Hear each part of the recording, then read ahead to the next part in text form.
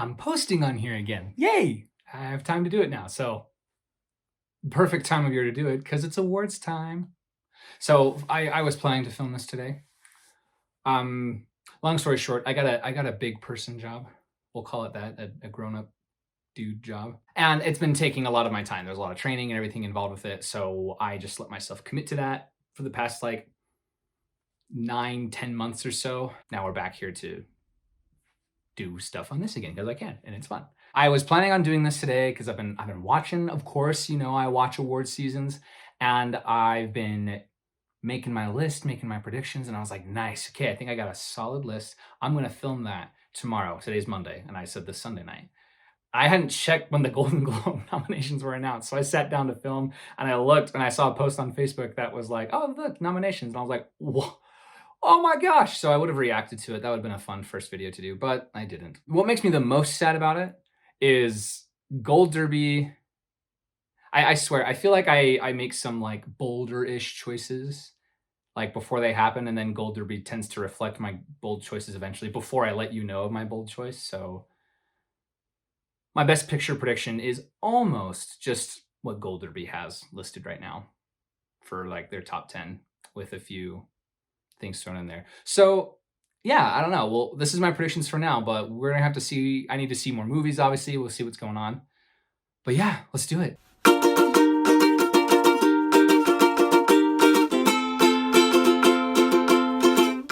Hello everybody, welcome to Film Fireside. Thank you so much for tuning in. Best picture predictions for the Oscar. Let's just go. I have for number one right now, West Side Story. It may just be the hype, but everyone's obsessed. First of all, I haven't heard one bad thing about it. Like, I have not heard anyone say anything remotely bad about it. I've avoided online reviews, obviously, because I want to see it first. The rest of the list is pretty standard. We have Belfast, obviously.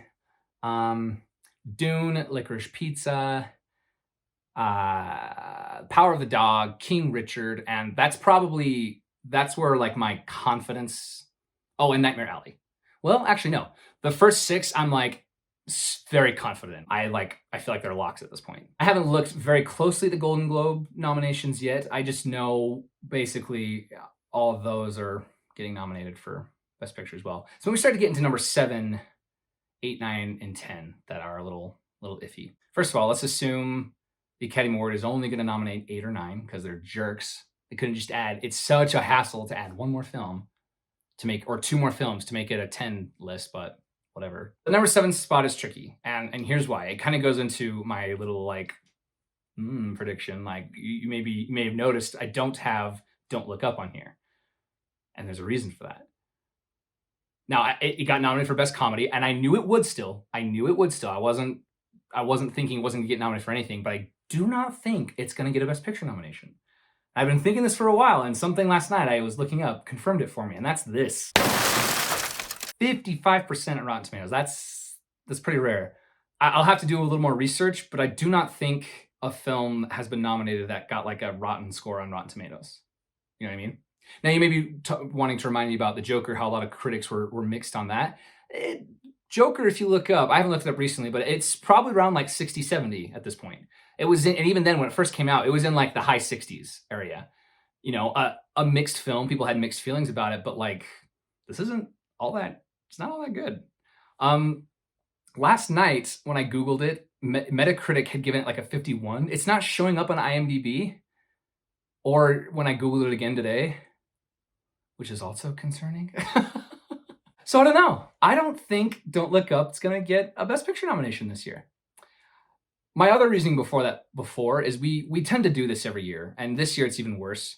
We keep being like, oh my gosh, we're going to have, it's the year 2019, we're going to have Marriage Story, The Two Popes, and Irishman, 3 Netflix films. Let's go. And we're wrong. One of the Netflix films doesn't make it. Last year, it's 2020. I was like, okay, we're going to have The Trial of Chicago 7, we're going to have Ma Rainey's Black Bottom, and we're going to have Mank. Let's do it. Nope, one's out. This year, it's been Power of the Dog,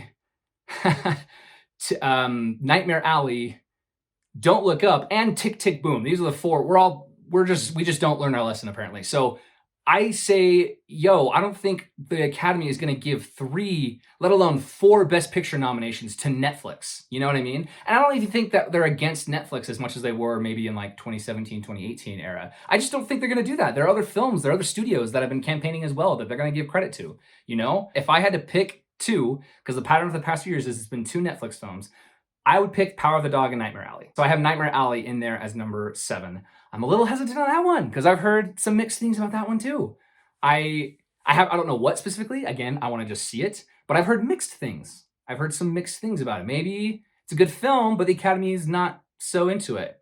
Guillermo del Toro's had had a couple of swings and misses this year. However, he's campaigning pretty hard this year. He's put out a scary film already this year, and this one as well. We've been getting advertisements for since like end of award season last year. So this has been on my radar. This to me, it's similar to what Mank was the year beforehand. Mank I'd heard about in like the end of 2019, and I was expecting Mank to get a Best Picture nomination. I was almost positive about that. I'm kind of feeling that with Nightmare Alley this year. It's making me think of that. However, like I said, mixed things, so we don't know.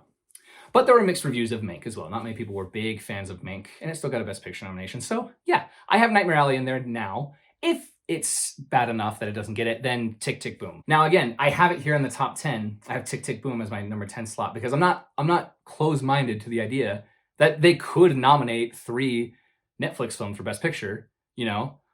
Like, it's not like, I'm not saying that there's a rule that they will never do that, but like, it hasn't been common and it doesn't seem like that would make sense. So in the spirit of being open-minded to that, Tick, Tick, Boom. Okay, 8 and 9 slot are interesting. I have it as Coda now because I just watched that last night with my wife. Oh my gosh, so good.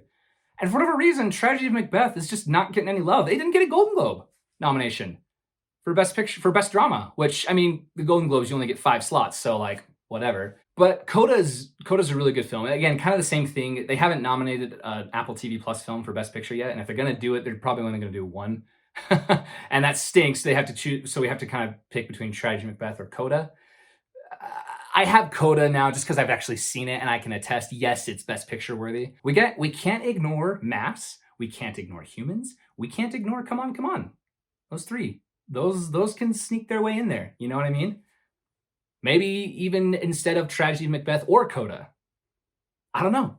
Totally possible. Totally possible. Moving on to the next category, let's do Best Director. Jane Campion's my number 1 right now. She's been winning quite a few different places recently. It's reminding me of Chloe Zhao a little bit, where it just kind of seems like it's going to happen. And Jane Campion directed the garbage out of Power of the Dog, so it's definitely deserved, you know. Then again, West Side Story's been getting a lot of appeal, so Steven Spielberg, who will most likely be getting a nomination, might take it from her. I don't know. We'll see. I was pleasantly surprised because I had her on this list at one point. I don't have her now, and I'm still not going to put her on here yet. Maggie Gyllenhaal for The Lost Daughter. I am really excited to see that film. I feel like it's going to be a little better than everyone thinks. Actually, that's another contender that we got to watch out for. But it's another Netflix film, so I don't think like 5 Netflix films get nominated for Best Picture. That would be hilarious. Denis Villenueve, of course. Dune was amazing. I have Steven Spielberg in more of a lock now. So the 3 I have here, number 1 being Jane Campion, number 2, Denis Villenueve, number 3, Steven Spielberg. That 4th and 5th slot, I don't know. Like we said, I mentioned Maggie Gyllenhaal. That'd be really cool. Guillermo del Toro. He's kind of his film's getting some mixed reviews. Kenneth Branagh. I think if I were to, okay, I'm going to put him, okay, I'm going to probably change what I have. So you'll see it as this. Number 4 slot, I'm going to put Kenneth Branagh in there for sure. If nothing else, I mean, his TIFF win, fantastic. It did amazingly at TIFF. And Kenneth Branagh has annoyed me for a long time. I've said this I reviewed Artemis Fowl, and I said he knows better. Like, he should know better. And it's really annoying that he'll direct these films that are just so not like good sometimes. But in this case, Belfast is great, and he does an excellent job with directing. So that number 4 slot for sure him. Number 5 slot, I mean, we have like I said, there's Guillermo del Toro. I'm probably gonna have him in there for now. But Maggie Gyllenhaal, we can't ignore that. That was pretty cool that she got a Golden Globe. I did it wrong. Number 1, Jane Campion. Number 2, Steven Spielberg. Number 3, Denis Villenueve. Number 4, Kenneth Branagh. And then number 5, Paul Thomas Anderson for Licorice Pizza. I completely forgot about that. Haven't seen it yet, so that's part of the reason. Best actor. The Golden Globes kind of confirmed my thoughts on this as well. So I have right now, and this may be a little different for others. In my number 5 slot, I have Peter Dinklage, and other people are putting in Leonardo DiCaprio. Like I say, though, it's been getting mixed reviews, so I don't know for sure if he is going to get a nomination there or not. But he totally could still. Totally could. But for certain, I have Will Smith winning it right now. I think it's going to be one of those, like, it's high time he earns one. He, like, wins one, and he earned it in this film. Oh my gosh, he earns it in King Richard. It's very, very good. Benedict Cumberbatch as well. Totally knocks it out of the park in Power of the Dog. He's such a good character in that, and so believable too. Like, oh, very good film. I love Power of the Dog. Maybe one of my favorites this year so far. Andrew Garfield, Tick, Tick, Boom was a fantastic film as well, and he specifically made it very, very good. So keep an eye out for that. Am I missing one? Oh, and obviously, I think I skipped over this. He's my number 2 right now. Denzel Washington, Adoy, for Macbeth. He looks like he's going to destroy that film. I'm really excited to see him do Shakespeare. Like, I know Denzel Washington's good, but like, it's fun to see him do Shakespeare specifically. Best actress category. I'm my number 1 right now. I have Kristen Stewart for Spencer. I don't know. It's kind of, I feel like I'm just kind of living up with the hype right now. It's a cool story. Like, she did it, yo. Everyone gave her such toxic garbage for a film that wasn't like entirely her fault, you know? I like this idea that she's just coming back stronger than ever, and she does in this film give an outstanding performance. And she's been doing great in the last few films she's done recently. You know, she's been making a name for herself. So yeah. And I'm sure she hates this idea that like she has to like overcome Twilight, but like, that's a cool story. She had to fight for her like stardom or to prove that she has what it takes, you know? Because I don't think it's that she ever did have what it takes. I just maybe feel like she didn't have it fully realized. You know, she wasn't really fully able to use her talents to their like fullest capacity. And she got stuck in the like Twilight trap for years and years and years. Robert Pattinson seemed to get out of it much quicker than she did, which maybe we're all sexist. I don't know. It kind of seems like it actually. People gave her much more hate than they did him, and I sometimes feel like he deserves more of it than she does. I have Nicole Kidman for Being the Ricardos, and Jessica Chastain for The Eyes of Tammy Faye. Lady Gaga for House of Gucci. She's getting some wins for that, so seems solid. Frances McDormand. I have Frances McDormand in for that 5th slot. We shall see. Best supporting actor. I have in my number 1 slot Jared Leto for House of Gucci. His performance is getting kind of ridiculed a little bit for being accused of playing a caricature. However, this guy in real life was. So I think he's going to get a nomination still. He should get a nomination still, I would say. I hope he gets a nomination still. I didn't see if he got a Golden Globe nomination or not. I'll have to check.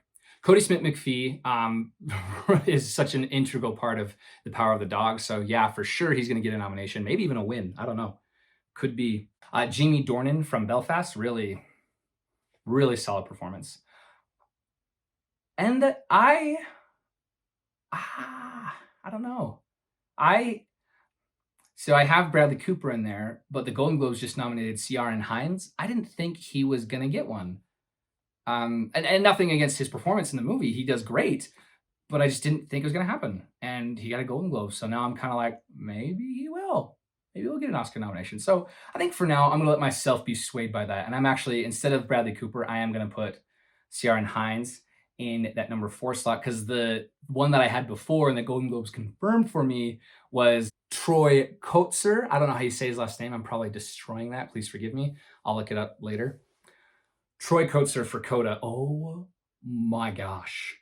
Oh, so good. Supporting actress. This one's kind of just a cluster cuss right now. I don't know what to do with. I don't know what to make of all this. I have Ann Dowd for Mass, Ingenue Ellis for King Richard, because I'm not gonna lie. So I finished King Richard about a couple weeks ago, and I was like, I hope she's in the running, because she should be, and I'm gonna put her in even if she isn't. And at that point, yeah, she worked her way up Gold Derby as one of the higher ones on Best Supporting Actress. So good, because she's so good in that film. Honestly, if she won it, I would be fine. That'd be fine by me. I also have Kirsten Dunst for Power of the Dog. That was cool. We haven't seen her in a minute in anything, and she was, yeah, she's great. Golden Globes confirmed this one for me as well. Catriona Balfe. I don't know how you say her name. I'm usually good at looking these up before I film, but I'm kind of on a tight schedule today, so sorry about that. I'll correct myself. And I wasn't going to put her down for this, but Ariana DeBose for West Side Story. Good for her. Good for her. Yeah, Golden Globes swayed me on that one, so Ariana DeBose. Best Original Screenplay. Now, I do have Don't Look Up here, because it could still get a screenplay nomination, even if critics hate it. And from what I'm hearing about it, it's a good snapshot just of the world today. I think to be clear, too, I haven't seen this movie yet. I'm going to go see it tomorrow night. I fully expect to like it. Like, I want to like it. It looks funny. And I love Adam McKay. You know, Big Short's one of my all-time favorite movies, like, ever. So I'm hopeful of that. I'm hopeful it's going to be good, and I'm going to be sad it doesn't get a Best Picture nomination, because I don't think it's going to. Don't Look Up is in my number 3 spot, but in my number 1 and number 2 spot, I have Belfast and Licorice Pizza. I'm not too sure about winning at this point. I'm not too sure. We'll have to wait till other awards start happening to see what goes on there as far as actual wins are concerned. And I also have King Richard. And if I just went with what Gold Derby said, I'd say Being the Ricardos. I'm a little iffy on that one still. It's a little late. And I love Aaron Sorkin, but Mass seems better. You know what I mean? Mass seems like a better script. And that's like the main praise this film is getting, is it's just really well written. So I think Mass. I'm going to stick with that for now. And last but not least, Nightmare Alley I have as my number 1 for adapted screenplay. Then we got Tragedy of Macbeth, Power of the Dog for number 3, The Lost Daughter for number 4, which I want to be so good.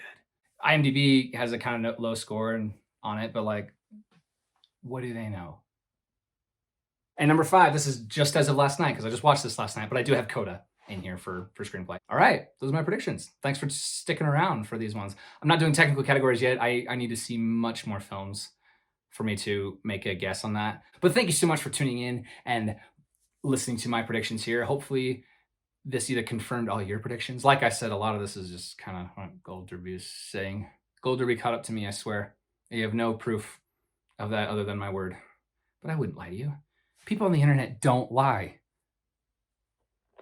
But let me know your thoughts. Do you have any wacky predictions that you're like, I'm thinking Spider-Man is going to get a Best Picture nomination? Let me hear about it. That's not going to happen. But let me hear about it. I'd love to hear about it. Thanks so much for watching. Comment, like, subscribe. Bye-bye.